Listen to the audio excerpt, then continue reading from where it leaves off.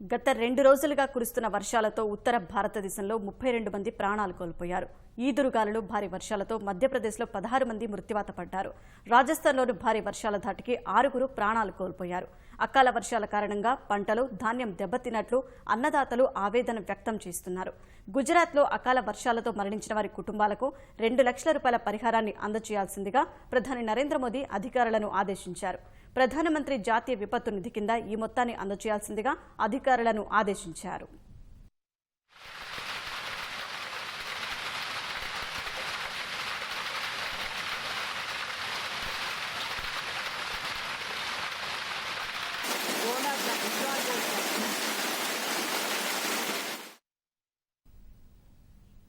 గత 2 రోజులుగా కురుస్తున్న వర్షాలతో ఉత్తర భారతదేశంలో 32 మంది ప్రాణాలు కోల్పోయారు. ఈదురుగాలులు భారీ వర్షాలతో మధ్యప్రదేశ్లో 16 మంది మృత్యువాత పడ్డారు. రాజస్థాన్లోనూ భారీ వర్షాల ధాటికి 6 ప్రాణాలు కోల్పోయారు. అకాల వర్షాల కారణంగా పంటలు, ధాన్యం దెబ్బతిన్నట్లు అన్నదాతలు ఆవేదన వ్యక్తం చేస్తున్నారు. గుజరాత్లో అకాల వర్షాలతో మరణించిన వారి కుటుంబాలకు 2 లక్షల రూపాయల పరిహారాన్ని అందజేయాల్సిందిగా ప్రధాని నరేంద్ర మోదీ అధికారులను ఆదేశించారు.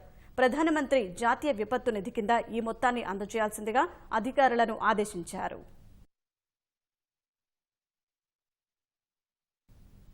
సిద్దిపేట గ్రామీణ మండలం లక్ష్మీదేవిపల్లికి చెందిన 2 యువకుల మధ్య ఘర్షణ హత్యకు దారితీసింది. బొంగరం లింగారెడ్డి దాడిలో పాతూరి రాజిరెడ్డి అక్కడికక్కడే ప్రాణాలు కోల్పోయారు. రాఘవాపూర్ సమీపంలో ఘటన జరగ్గా మృతి చెందిన వ్యక్తిని జిల్లెల అటవీ ప్రాంతంలో పడేశారు. 3 రోజుల క్రితం జరిగిన హత్యోదంతం ఆలస్యంగా వెలుగులోకి వచ్చింది. ఘటనా స్థలాన్ని సిద్దిపేట పోలీసులు పరిశీలించారు. కేసు నమోదు చేసి లింగారెడ్డిని అదుపులోకి తీసుకున్నారు. ఫోన్ కాల్ డాటా ఆధారంగా నిందితుడు లింగారెడ్డి హత్యకు పాల్పడ్డాడని నిర్ధారించారు. మృతదేహాన్ని పోస్టుమార్టం కోసం సిద్దిపేట జిల్లా ఆసుపత్రికి తరలించారు. ఎలాంటి అవాంఛనీయ ఘటనలు జరగకుండా గ్రామంలో పటిష్ట బందోబస్తు ఏర్పాటు చేశారు.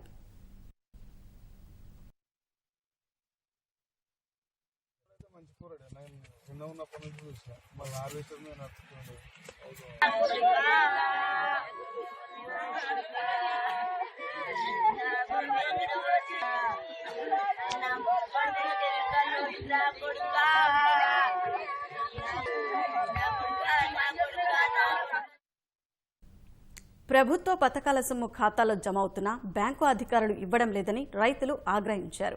అనంతపురం జిల్లా కళ్యాణదుర్గం మండలం ముద్దినాయనిపల్లె సహకార బ్యాంకుకు తాళం వేసి బైఠాయించారు. అన్నదాత సుఖీభవ, రుణమాఫీ, వాతావరణ బీమా పథకాల సొమ్ము ఇవ్వడం లేదని మండిపడ్డారు.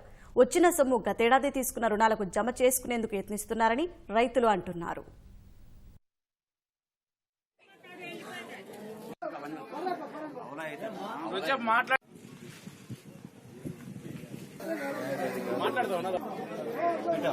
ఈరోజు ముద్దినాయనిపల్లి గ్రామీణ వాతావరణ బీమా వచ్చి 20 రోజులు పైన అయినది.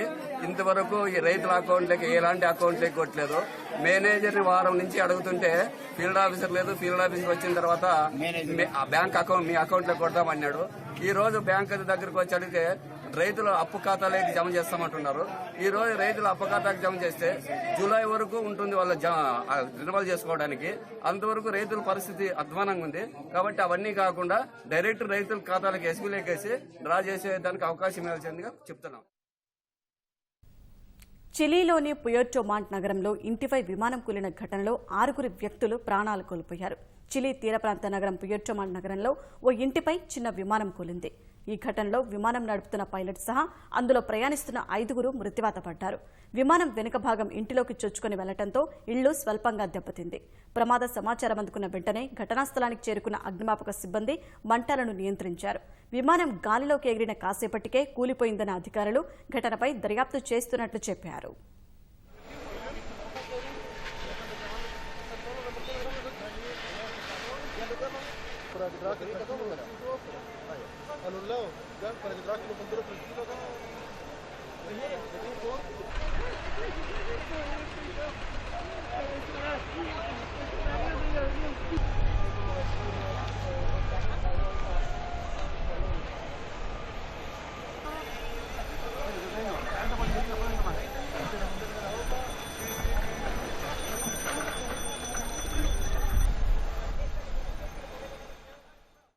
ఉత్తరప్రదేశ్ రాజధాని నగరమైన లక్నో పార్లమెంటరీ స్థానంలో ఎన్నికల పోరు ఆసక్తికరంగా మారుతోంది. కేంద్ర హోంమంత్రి రాజ్నాథ్ సింగ్కు పోటీగా శత్రుఘ్న సిన్హా భార్య పూనం సిన్హా బరిలోకి దిగుతుండటంతో లక్నో రాజకీయం రసకందాయంలో పడింది. ఎస్పీలో చేరిన సిన్హాను వెంటనే ఈ చారిత్రక నగరంలో పోటీకి దింపాలని ఆ పార్టీ నిర్ణయించింది. సామాజిక వర్గ సమీకరణాల రీత్యా చూసినా లక్నోలో రాజ్నాథ్ పూనం సిన్హా పోరు హోరాహోరీగా సాగే అవకాశం కనిపిస్తోంది. భాజపాకి కంచుకోట లాంటి లక్నో చారిత్రక నగరంలో సార్వత్రిక పోరు ఆసక్తికరంగా మారుతోంది. 1999 నుంచి 2009 వరకు భాజపా దిగ్గజం అటల్ బిహార్ వాజ్పేయి లక్నో నుంచే పార్లమెంటుకు ప్రాతినిధ్యం వహించారు. గత సార్వత్రిక ఎన్నికల్లో కేంద్ర హోంమంత్రి రాజ్నాథ్ సింగ్ ఇక్కడి నుంచి గెలిచారు. దాదాపు 10 లక్షలకు పైగా ఓటర్లు ఉన్న ఈ నియోజకవర్గంలో రాజ్నాథ్ సింగ్ 2,80,000కు పైగా మెజార్టీతో కాంగ్రెస్ అభ్యర్థి రీటా బహుగుణ జోషిపై ఘన విజయం సాధించారు. బీఎస్పీ 3వ స్థానంలో, ఎస్పీ 4వ స్థానంలోనూ నిలిచాయి. ఈసారి బీఎస్పీతో పొత్తులో భాగంగా ఈ సీటు ఎస్పీకి దక్కింది. రాజ్నాథ్ సింగ్ ఈ ఎన్నికల్లోనూ ఇక్కడ నుంచే మరోసారి బరిలో దిగుతున్నారు. మంగళవారం ఆయన అట్టహాసంగా నామినేషన్ దాఖలు చేశారు.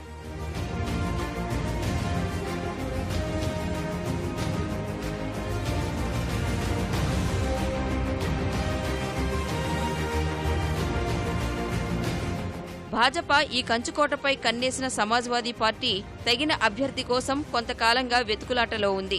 నామినేషన్ దాఖలకు ఇంకా కేవలం 2 రోజులు మాత్రమే గడువు ఉన్న సమయంలో ఆ పార్టీకి శత్రుఘ్న సిన్హా భార్య పూనం సిన్హా రూపంలో అభ్యర్థి లభించారు. సమాజ్వాదీ పార్టీ అధ్యక్షుడు అఖిలేష్ యాదవ్ భార్య డింపుల్ యాదవ్ సమక్షంలో పూనం ఎస్పీ తీర్థం పుచ్చుకున్నారు. కేంద్ర మాజీ మంత్రి శత్రుఘ్న సిన్హా భాజపాతో దాదాపు 3 దశాబ్దాల బంధాన్ని వదులుకుని గత వారమే కాంగ్రెస్ తీర్థం పుచ్చుకున్న నేపథ్యంలో ఆయన భార్య పూనం సమాజ్వాదీ పార్టీలో చేరడం అందరి దృష్టిని ఆకర్షించింది.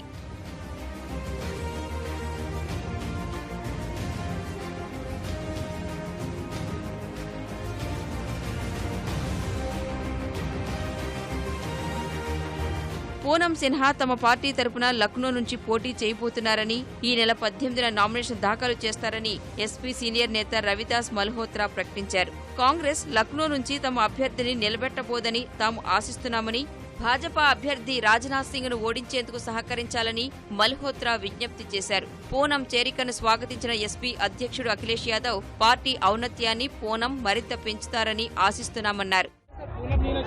देखिए, मैं बधाई देना चाहता हूं पूनम जी को कि उन्होंने समाजवादी पार्टी की सदस्यता ली है, और अच्छा ये है कि डिम्पल सांसद जो खुद चुनाव में लड़ रही हैं उन्होंने सदस्यता दिलाई है. हमें उम्मीद है कि पार्टी की नीतियों को और कार्यक्रमों को आगे बढ़ाएंगी. ప్రత్యర్థి ఎవరన్న విషయాన్ని తాను పట్టించుకోబోనని, బలంగా పోరాడతానని ప్రకటించడం ద్వారా పూనం సిన్హా అప్పుడే సమరశంఖం పూరించేశారు. హోంమంత్రి రాజ్నాథ్ సింగ్ కూడా అంతే ఘాటుగా బదిలిచ్చారు. ప్రజాస్వామ్యంలో ఎవరో ఒకరు పోటీ చేయాలి కదా, సగౌరవంగానే తమ పోరాటం ఉంటుందని ఆయన వ్యాఖ్యానించారు. उतारे हैं, किसी न किसी को आना ही चाहिए चुनाव के मैदान में. जो भी चुनाव के मैदान में आएगा चुनाव लड़ेंगे और पूरी शालीनता के साथ. और जो तहजीब जो यहाँ की एक बहुत बड़ी लखनऊ की एक पूंजी है, धरोहर है, उस तहजीब को भी हम कायम रखेंगे. कोई अभद्रता नहीं होनी पाएगी. पूरी तरह शालीनता के साथ ही चुनाव लड़ा जाएगा. లక్నో నియోజకవర్గంలో పెద్ద సంఖ్యలో ఉన్న కాయస్థ, సింధీ ఓటర్లను దృష్టిలో ఉంచుకుని ఎస్పీ ఈ స్థానంలో పూనం సిన్హాను బరిలోకి దింపుతోంది. పూనం సింధీ సామాజిక వర్గానికి చెందినవారు కాగా ఆమె భర్త శత్రుఘ్న సిన్హా కాయస్థ సామాజిక వర్గానికి చెందినవారు. లక్నోలో 4 లక్షలకు పైగా కాయస్థలు, 1,30,000 సింధీ ఓటర్లు ఉన్నారు. వీరికి తోడు 3.5 లక్షల ఓటు బ్యాంకు ఉన్న ముస్లింలు కూడా తమకే మద్దతిస్తారని ఎస్పీ విశ్వసిస్తోంది. అయితే ప్రత్యర్థులు ఆమెపై స్థానికేతరురాలు అనే ముద్ర వేసే అవకాశం కూడా ఉంది. లక్నో పార్లమెంటు బరిలో కాంగ్రెస్ అభ్యర్థిని నిలవవద్దన్న సమాజ్వాదీ పార్టీ విజ్ఞప్తిని హస్తం పార్టీ మన్నించే అవకాశాలు ఎక్కువగానే ఉన్నాయి. ఇటీవలే తమ పార్టీలో చేరిన కేంద్ర మాజీ మంత్రి శత్రుఘ్న సిన్హా కోసం కాంగ్రెస్ ఈ త్యాగం చేసే అవకాశాలున్నాయి. కాంగ్రెస్ అభ్యర్థిని నిలిపితే ఓట్ల చీలిక ద్వారా రాజ్నాథ్ సింగ్ లాభపడతారన్న అంశం కూడా కాంగ్రెస్ నిర్ణయాన్ని ప్రభావితం చేయవచ్చు. లక్నో పార్లమెంటరీ నియోజకవర్గంలో మే 6న పోలింగ్ జరగనుంది. బెగుసరాయ్ ఇక్కడి నుంచే మహాకూటమి అభ్యర్థిగా పోటీలో ఉన్నారు విద్యార్థి నాయకుడు కన్హయ్య కుమార్. అది కూడా కేంద్ర మంత్రి గిరిరాజ్ సింగ్తో తలపడుతున్నారు. గంగానదికి ఉత్తర ఒడ్డున ఉన్న బెగుసరాయ్ జిల్లాలో కొంత భాగం వ్యవసాయం, పరిశ్రమలతో అభివృద్ధి చెందిన కొన్ని ప్రాంతాల్లో మౌలిక సదుపాయాలలేమీ వెక్కిరిస్తోంది. మధ్య బీహార్లో గంగానది మైదానం ప్రాంతంలో విస్తరించి ఉన్నది బెగుసరాయ్. ఆ రాష్ట్రం 36 జిల్లాల్లో ఒకటి. రాష్ట్రంలోని మొత్తం 40 లోక్సభ స్థానాల్లో ఒకటైన బెగుసరాయ్ బీహార్ ఆర్థిక రాజధానిగా కూడా పేరుగాంచింది. ఇదంతా నాణ్యానికి ఒకవైపు మాత్రమే. బెగుసరాయ్ జిల్లాలో దాదాపు 30 లక్షల మంది ప్రజలు ఉన్నారు. అత్యధిక జనసాంద్రత ఉన్న బీహార్ రాష్ట్రంలో అక్కడి ప్రజలకు అవసరమైన మౌలిక సదుపాయాలు కల్పన జరగలేదు. ఇవే బెగుసరాయ్ను దేశంలో వెనుకబడిన 250 జిల్లాల జాబితాలో ఒకటిగా నిలిపాయి. దేశంలో అన్ని ప్రాంతాలకు రహదారి సౌకర్యం కల్పించామని చెప్పే పాలకులను బెగుసరాయ్లోని మారుమూల ప్రాంతాల ప్రజలు నిలదీస్తున్నారు. తమ పూర్వీకులు పడిన కష్టాలనే ఇప్పటికీ ఎదుర్కొంటున్నామని వాపోతున్నారు. అనారోగ్యం బారిన పడితే ప్రాణాలు కాపాడుకోవడం కూడా గగనమేనని అంటున్నారు. ప్రభుత్వాలు మారుతున్నా తమ జీవితాల్లో మార్పు అనేది లేదని ఆవేదన వ్యక్తం చేస్తున్నారు. हमारे गांव में कोई सरकार देखने वाला नहीं है। हमको इमरजेंसी कोई आएगा, नौका अगर कहीं डूब जाएगा तो हमारा परिवार मर जाएगा, बीमारी मर जाएगा, कोई हॉस्पिटल का साधन नहीं है। ये रोड के मारे रुक जाते हैं, नौका पार करके बाराती करी लेके जाएगा। बार बार इलेक्शन आते हैं तो वोट ले लेते हैं। 5:30 बजे स्टार्ट करते हैं और 8 बजे बंद कर देते हैं रात में। तो फिर हमारे पास जाएगा चाबी लेने के लिए हैं, तब तक तो यहाँ बीमारी तो एकदम ये हो जाता है ना, बहुत दुर्घटना हो जाता है। चाबी लाएगा हमारा घर से, उसके बाद उस पर जाएगा मेडिकल, दिक्कत हो जाता है। బెగుసరాయ్ జిల్లాలోని అనేక గిరిజన గ్రామాల్లో ఇప్పటికీ విద్యుత్ సరఫరా లేదు. ఆస్పత్రులు, పాఠశాలలు కానరావు. ఉన్నత పాఠశాల విద్య కోసం అనేక మంది విద్యార్థులు పడవల్లో వెళ్లి మరీ చదువుకోవాల్సిన దుస్థితి. పట్టణాలకు వెళ్లాలంటే పడవలే దిక్కు. रास्ता तो यहाँ पर बहुत ही खराब है। हम लोग नाव से पार उतर कर जाते हैं और कभी कभी तो स्कूल में लेट भी हो जाता है। और यहाँ स्कूल पर 8 तक की क्लास है और हमें 9th का पढ़ाई करने के लिए उस पार जाना पड़ता है और नदी के नाव के कारण पढ़ाई में हमें लेट हो जाती है। గంగా నది ఉధృతి ఉన్న సమయంలో బెగుసరాయ్ చాలా ప్రాంతాల్లో జనజీవనం స్తంభిస్తోంది. కాలు కదపడానికి అవకాశం ఉండదు. వర్షాకాలంలో ఎవరికి ఎలాంటి కష్టం వచ్చినా నిస్సహాయ స్థితిలో ఉండిపోవాల్సిందే. ఎన్నికల వేళ రాజకీయ నాయకులు వచ్చి హామీలు ఇవ్వడం వరకే తప్ప సమస్యలకు పరిష్కారం మాత్రం చూపడం లేదంటున్నారు స్థానికులు. रास्ता बहुत प्रॉब्लम है। यहाँ पर बहुत आदमी को कष्ट हो रहा है। रास्ता को नदी को पार है, नदी पार विद्यार्थी जितना जाता है कभी कोई गिर पड़ता है, कुछ भी हो जाता है। इसमें जितना बीमारी उस भी सब चीज है, इसमें कुछ भी नहीं होता है किसी को नहीं। सब बहुत परेशानी है రోడ్ కి. అక్కడ మరో ప్రధాన సమస్య కన్వార్ సరస్సు పక్షి సంరక్షణ కేంద్రం. అది ఆసియాలోనే అర్ధచంద్రాకారంలో ఉన్న అతిపెద్ద మంచినీటి సరస్సు. ఇక్కడ 1987లో ఏర్పాటైన పక్షుల సంరక్షణ కేంద్రం భరత్పూర్ సంరక్షణ కేంద్రం కంటే 3 రెట్లు పెద్దది. శీతాకాలంలో మధ్య ఆసియా నుంచి 60 రకాల పక్షి జాతులు ఇక్కడికి వలస వస్తుంటాయి. స్థానికంగా మరో 106 రకాల పక్షి జాతులు ఇక్కడే తిరుగుతూ ఉంటాయి. ఇన్ని ప్రతిష్టలు ఉన్న పక్షి సంరక్షణ కేంద్రం స్థానిక ప్రజలకు ఇబ్బందిగా మారింది. बर्ड सेंचुरी जो बना है उसमें कोई काम नहीं हुआ है सरकार के तरफ से, न हम लोगों को कोई मुआवजा मिला है। हम लोग बहुत परेशानी से झेल रहे हैं। अपनी जमीन है जिसको न तो हम बेच सकते हैं और न जोत आबाद सही ढंग से कर पाते हैं। यही समस्या है। सिर्फ नाम है, कागज पर ये जितने बात हो रहे हैं सारी बात कागजी व्यवस्था है, धरातल पर कुछ नहीं है। నీటి సదుపాయం ఉన్న ఇక్కడ అనేక కుటుంబాలకు వ్యవసాయమే జీవనాధారం. పక్షి సంరక్షణ కేంద్రం కారణంగా ఇప్పుడు వీరంతా అక్కడి నుంచి వెళ్లిపోవాల్సిన పరిస్థితి తలెత్తింది. ఆ కేంద్రాన్ని 1,00,000 ఎకరాల్లో విస్తరిస్తుండడమే అందుకు కారణం. ఈ 30 ఏళ్లలో ఎన్నో ఎన్నికలు వచ్చినా విన్నవిస్తున్నా వీరి సమస్య మాత్రం తీరలేదు. అక్కడి భూముల్లో పండించుకొని తినడమే తప్ప వారికి ఎలాంటి హక్కులు లేవు. कि गेहूं मकई से तो बच्चे का पढ़ाई तो कर नहीं सकते हैं, या बेटी को अच्छे घर में शादी नहीं कर सकते हैं, माँ बाप का ठीक ढंग से श्राद्ध नहीं कर सकते हैं। ये हमारी मजबूरी है। सरकार हमको पंगु बना रखी। సాంకేతికత అభివృద్ధి చెందాక అనేక చేతి వృత్తులు కనుమరుగయ్యాయి. ఆ జాబితాలో మరెన్నో ఉన్నాయి. బెగుసరాయ్ ప్రజలు కూడా ఇప్పుడు అదే భయంతో ఉన్నారు. ఇక్కడి ప్రజలు అనేక మంది మట్టి బొమ్మలు తయారు చేస్తూ జీవనం సాగిస్తున్నారు. అయితే వీరు తీర్చిదిద్దిన కళాఖండాలకు సరైన మార్కెట్ సౌకర్యం లేక ఇబ్బంది పడుతున్నారు. ప్రభుత్వాలు ఆదుకుంటే తప్ప తమ జీవితాల్లో మార్పు కష్టమే అంటున్నారు కళాకారులు. बाल बच्चा पढ़ लिख के माटी गिरने के लिए तैयार नहीं होता। एक मूर्ति बनाने में कम से कम 1 घंटा लगता है। वो 10 रुपया 15 रुपया 20 रुपया करके बिकता है और एक मूर्ति 150 200। बड़ी मूर्ति में तो पूरे दिन लग जाता है, कहाँ कुछ नहीं मदद होता है। जब मैं 10-12 साल का था उसी समय से बना रहे, पढ़ लिख करके चला गया। ये सब काम करना चाहता था लेकिन नहीं किया, इसमें कोई बेनिफिट नहीं पता लगा। सरकार की तरफ से भी कोई फायदा नहीं। क्या करेंगे, जब तक जिंदगी है 2-4 साल और काम करेंगे, छोड़ देंगे। ఇలాంటి ఎన్నో సమస్యలతో బెగుసరాయ్ ప్రజలు సావాసం చేస్తూ వస్తున్నారు. వీటన్నింటినీ కనిపించిన ప్రతి నాయకుడికి ఏకరువు పెడుతున్నా ఎవరూ పట్టించుకోవడం లేదనేది ప్రజల అభిప్రాయం. 2014లో తొలిసారిగా ఇక్కడి నుంచి భాజపా అభ్యర్థి గెలిచినా మార్పు ఏమీ లేదు. ఇప్పుడు బీహార్లో మహాకూటమి అభ్యర్థిగా కన్నయ్య కుమార్ బరిలో ఉన్నారు. కమ్యూనిస్టు నాయకులను ఎక్కువగా ఆదరించే ఈ ప్రాంతాన్ని లెనిన్ గ్రాడ్ గాను పిలుస్తారు. అందుకే సిపిఐ నాయకులు కన్నయ్యను తమ పార్టీ అభ్యర్థిగా ఇక్కడి నుంచే బరిలో దింపారు. భాజపా నుంచి కేంద్ర మంత్రి గిరిరాజ్ సింగ్ పోటీలో ఉన్నారు. ప్రజలు తమ సమస్యలు వీరికి కూడా ఏదో రకంగా విన్నవిస్తున్నారు. ఇద్దరు ప్రముఖులు బరిలో ఉండడంతో మీడియా కూడా ఈ నియోజకవర్గంపై దృష్టి సారించింది.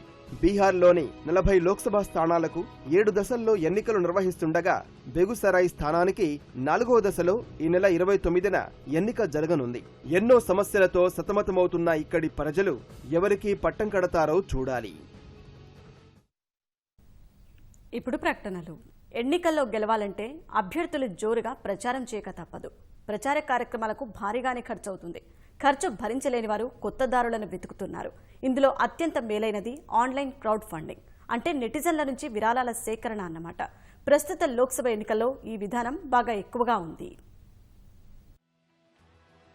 ఆన్లైన్ క్రౌడ్ ఫండింగ్, ప్రజల నుంచి అంతర్జాలం ద్వారా నిధులు సేకరించడం. ఈ విధానం ఐరోపా దేశాల్లో ఎప్పుడో మొదలైంది. 2017లో మణిపూర్ అసెంబ్లీ ఎన్నికల సమయంలో భారత్కు పరిచయం అయింది. ఇప్పుడు మన దేశంలో ఈ విధానం మరింత విస్తృతమైంది. ఈ దిశగా మొదటి అడుగు వేసింది మాత్రం ఉక్కు మహిళ ఈరోమ్ షర్మిల. సాయుధ బలగాల ప్రత్యేక అధికారాల చట్టంకు వ్యతిరేకంగా ఏళ్లపాటు పోరాడారు ఈరోమ్ షర్మిల. 2017లో people's resurgence and justice alliance party స్థాపించారు. ఆ సమయంలో పార్టీకి క్రౌడ్ ఫండింగ్ ద్వారా 4.5 లక్షలు సేకరించారు. అప్పటి నుంచి ఈ పద్ధతి రాజకీయాల్లో వేగంగా వ్యాప్తి చెందింది. ప్రస్తుత లోక్సభ ఎన్నికల్లో పార్టీలు, అభ్యర్థులు తమ ప్రచార ఖర్చు నిమిత్తం పెద్ద ఎత్తున ఆన్లైన్లో విరాళాలు సేకరించే పనిలో పడ్డారు.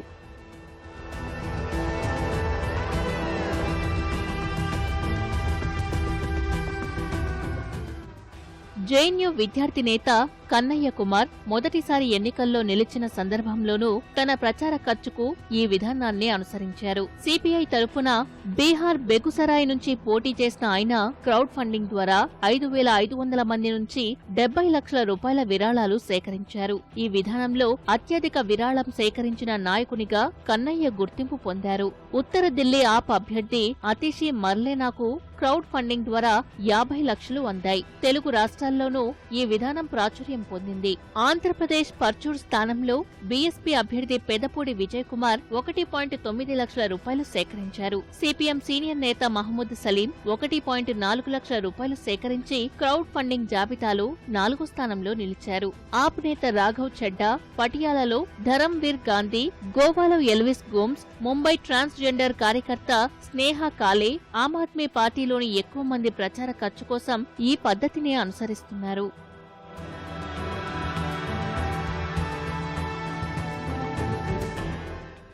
ఇలా ఆన్లైన్లో విరాళాలు సేకరించే వారికి ourdemocracy.in వెబ్సైట్ వేదికగా మారింది. ఇప్పటి వరకు ఈ సైట్ 40 మంది అభ్యర్థులకు 17,000 మంది నుంచి మొత్తం 1.4 కోట్ల రూపాయలు సేకరించి పెట్టింది. రాజకీయ నాయకులు సేకరించే విరాళాల విషయంలో పారదర్శకతను తీసుకుని రావడంలో ఆన్లైన్ క్రౌడ్ ఫండింగ్ ఉత్తమ మార్గంగా విశ్లేషకులు భావిస్తున్నారు. తమిళనాడులోని థేని జిల్లా అండిపట్టిలో పంచేందుకు సిద్ధంగా ఉంచిన 1,48 లక్షల రూపాయలను ఐటీ అధికారులు స్వాధీనం చేసుకున్నారు. వార్డు మెంబర్లు ఓటర్ల సంఖ్య వారీగా ఓటుకు 300 చొప్పున పంపిణీ చేసేందుకు సిద్ధం చేసిన 94 డబ్బు ప్యాకెట్లను స్వాధీనం చేసుకున్నట్లు అధికారులు తెలిపారు. స్వాధీనం చేసుకున్న డబ్బు ఏఎంఎంకే పార్టీ కార్యకలాపాలు సాగించే భవనంలోని దుకాణంలో లభ్యమైనట్లు వివరించారు. అండిపట్టిలోని ఏఎంఎంకే మద్దతుదారుడి దుకాణంలో డబ్బులు దాచినట్లు అందిన సమాచారం ఆధారంగా ఈసీ, ఐటీ అధికారులు రాత్రి తనిఖీలు నిర్వహించారు. ఈ సందర్భంగా పెద్ద సంఖ్యలో గుమికూడిన పార్టీ కార్యకర్తలను చెదరగొట్టేందుకు గాల్లోకి 4 రౌండ్లు కాల్పులు జరిపినట్లు అధికారులు తెలిపారు. ఈ ఘటనలో ఎవరూ గాయపడలేదన్న అధికారులు 4 ఏఎంఎంకే కార్యకర్తలను అదుపులోకి తీసుకున్నట్లు తెలిపారు. అండిపట్టి శాసనసభ నియోజకవర్గానికి గురువారం ఎన్నికలు జరగనున్నాయి.